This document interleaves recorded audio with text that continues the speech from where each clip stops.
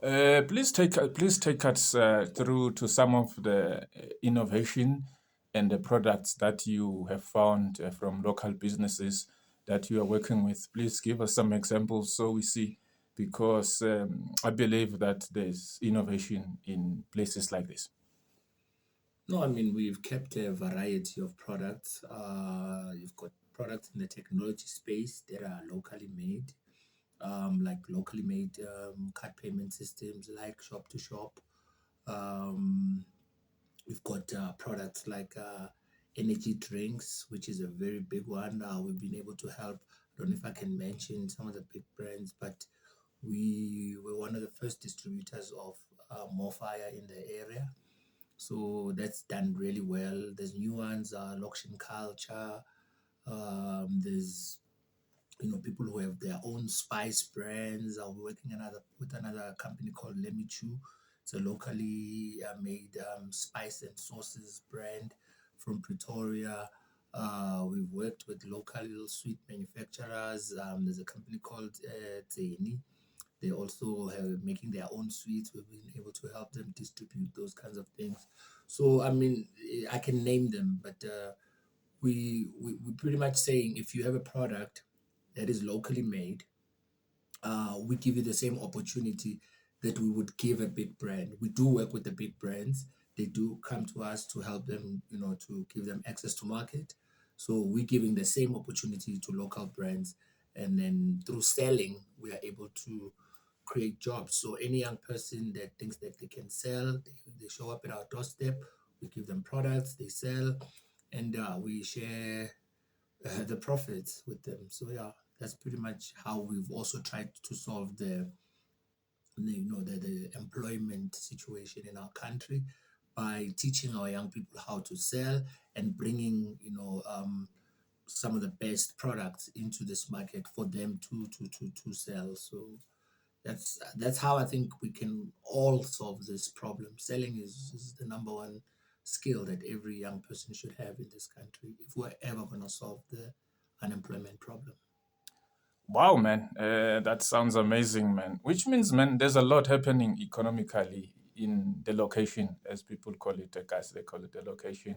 I Yeah. mean, tell us more about, because I mean, like you said, people always want to leave this place and go look for employment somewhere, and we never actually sit and talk about all this more, the innovation, all the Mm. production of goods and everything that are made locally here in the township. Tell us more in terms of that and other things that we might overlook in terms of business and production and of locally made stuff. When people think about uh, manufacturing or production, they think large scale manufacturing, they think big machines and so on.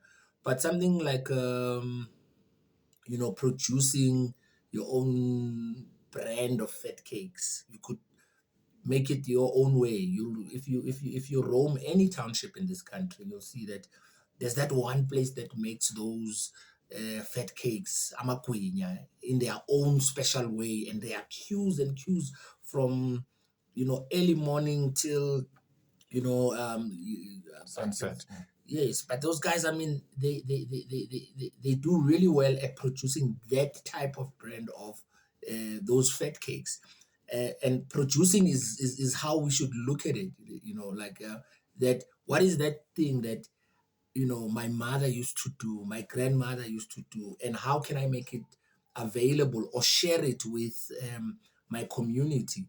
Then the more of us start sharing some of these ideas and some of these concepts and products and goods and services that we probably would have learned from home, then you start creating an economy where people can start trading. Maybe you like how my mother makes fish, and we are able to, to sell that, on a wide scale.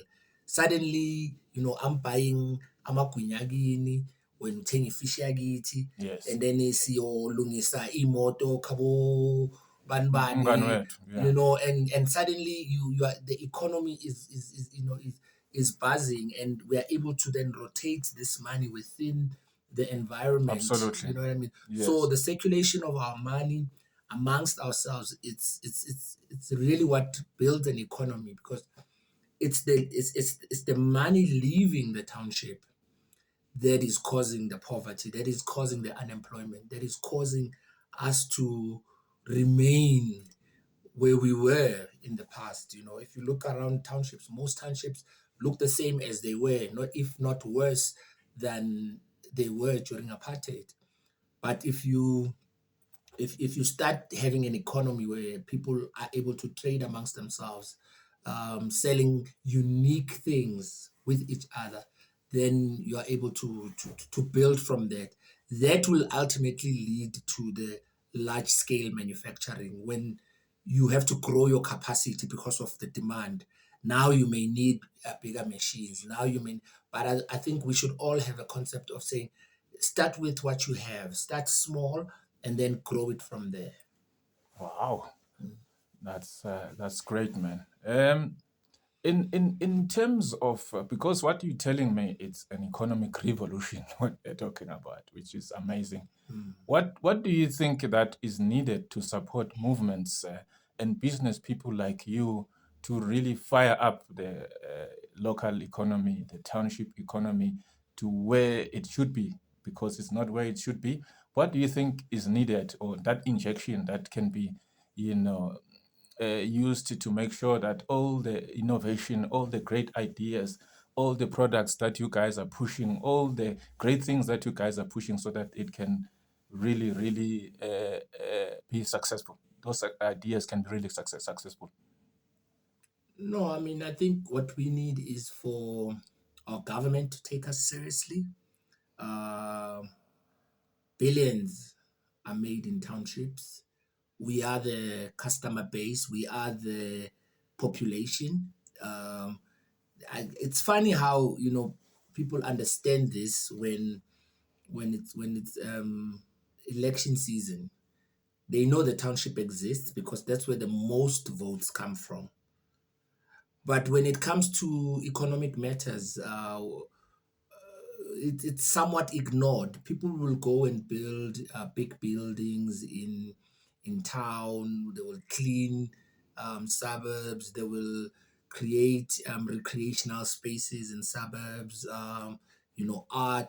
I don't even think I know any township with a theater. All our theaters have closed down, so our kids can't perform arts and culture. Our sports field are dilapidated. So those are spaces that should be, revived, because that's where the economy is.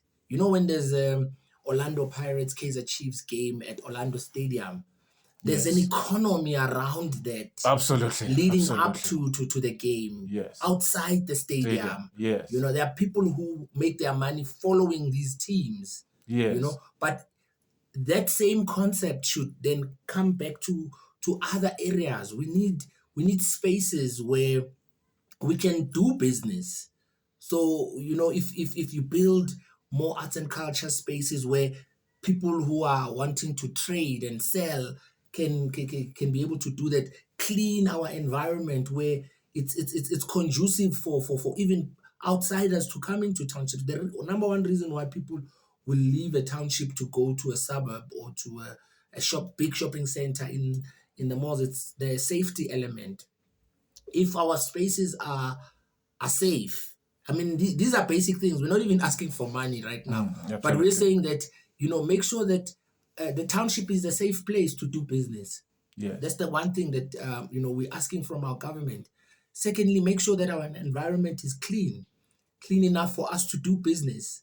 yes, For even outsiders, tourists to come in and say, "Hey," not that now if somebody is on tour, there's a rat, and then we normalize that as if that's part of township culture. That's not our culture.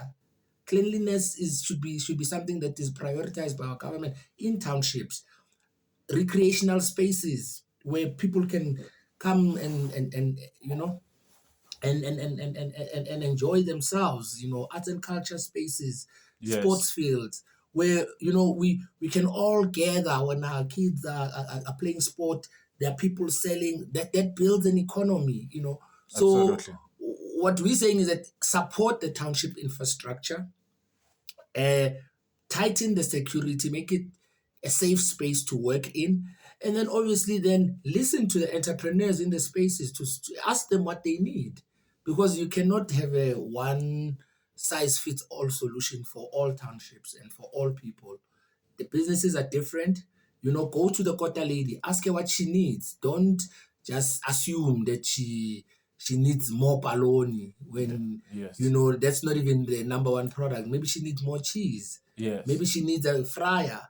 Maybe Yes. she needs a generator with the electricity situation in our country. Absolutely. So we speak to the business people, find clever ways of supporting them, and don't assume they all are at the same level of business and education, because they're at different levels.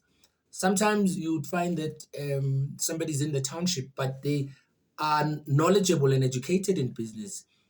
And you have these one size fit all, let's go and train Solution. township Yes. entrepreneurs. Yes. But what are you training them on? What if I have an MBA?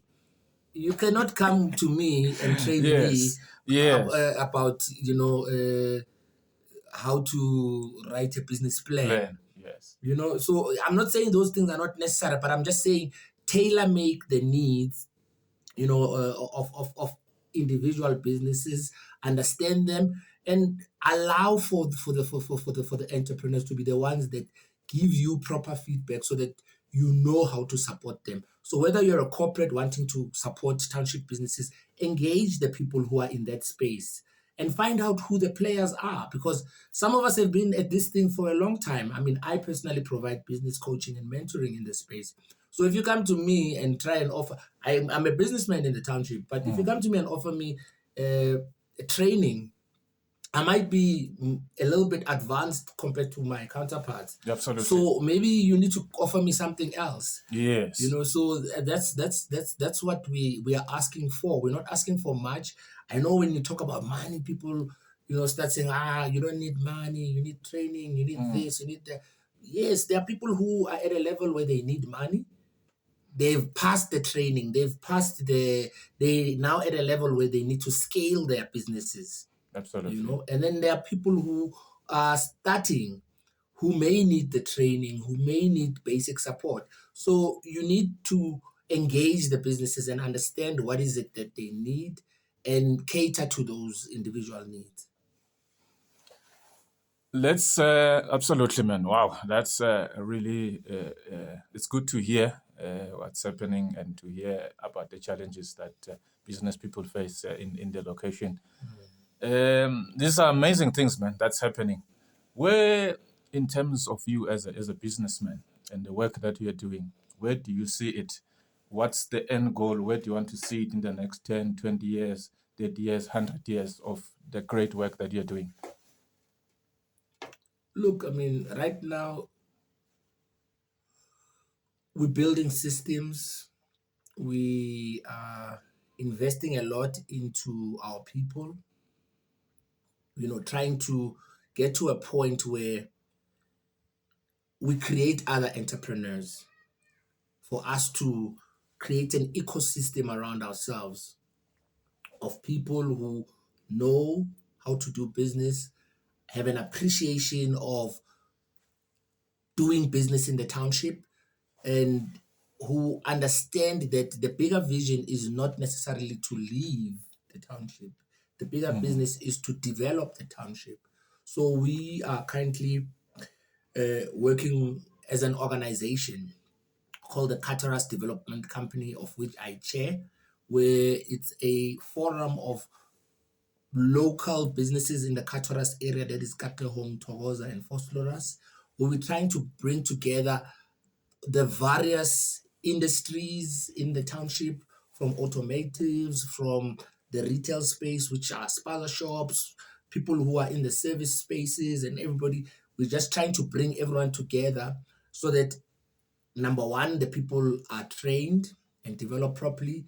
They are provided coaching and mentoring, and they are able to network amongst each other and know that all the goods and services that they may need to grow their businesses can be found in Kathorus or in this township. So in the next 5 to 10 years, we're hoping that ecosystem will be up and running and we'll be able to do business amongst each other and share opportunities. And in the next 10 to maybe even beyond us, we are hoping that more of us can stay in the township and grow the township space. Just not far from your business, We can maybe pause a little.